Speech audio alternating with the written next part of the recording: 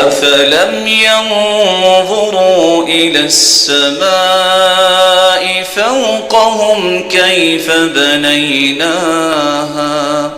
وزيناها وما لها من فروج والأرض مددناها وألقينا فيها رواسي وأنبتنا فيها من كل زوج بهيج تبصرة وذكرى لكل عبد منيب ونزلنا من السماء ماء مباركا فأنبتنا به جنات وحب الحصيد والنخل باسقات لها طلع نضيد رزقا للعباد وأحيينا به بلدة ميتا كذلك الخروج كذبت قبلهم قوم نوح وأصحاب الرس وثمود وعاد وفرعون وإخوان لوط وأصحاب الأيكة وقوم تبع كل كذب الرسل فحق وعيد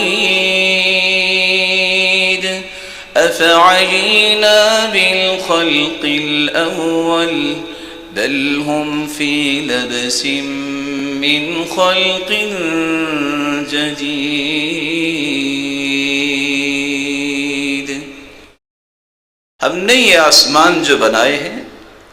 پھر اس کو مزین کیا ہے. اگر کسی کو اللہ نے عقل دی ہے تو اس کو یاد رہنا چاہیے کہ اس جیسی کوئی چیز دنیا میں پیدا کرنے کے قابل نہیں ہے، کیونکہ سب کے سب اللہ کی مخلوق ہے. تبصرۃ وذکریٰ لکل عبد منیب، لیکن یہ اس کی قسمت میں ہوتا ہے کہ وہ نصیحت پکڑتا ہے اور اسے یاد رہتی ہیں یہ چیزیں جس کو اللہ کی طرف رجوع کرنے کی اللہ ذوالجلال ہی توفیق دیتے ہیں. جو اللہ ذوالجلال کے ساتھ جڑ جاتا ہے وہی اللہ ذوالجلال کی کبریائی اور عظمت اور تقدس کے گیت الاپتا ہے. وَنَزَّلْنَا مِنَ السَّمَاءِ مَاءً مُبَارَكًا، ہم نے آسمان سے مبارک پانی کو اتارا ہے. فَأَنبَتْنَا بِهِ جَنَّاتٍ وَحَبَّ الْحَصِيدِ وَالنَّخْلَ بَاسِقَاتٍ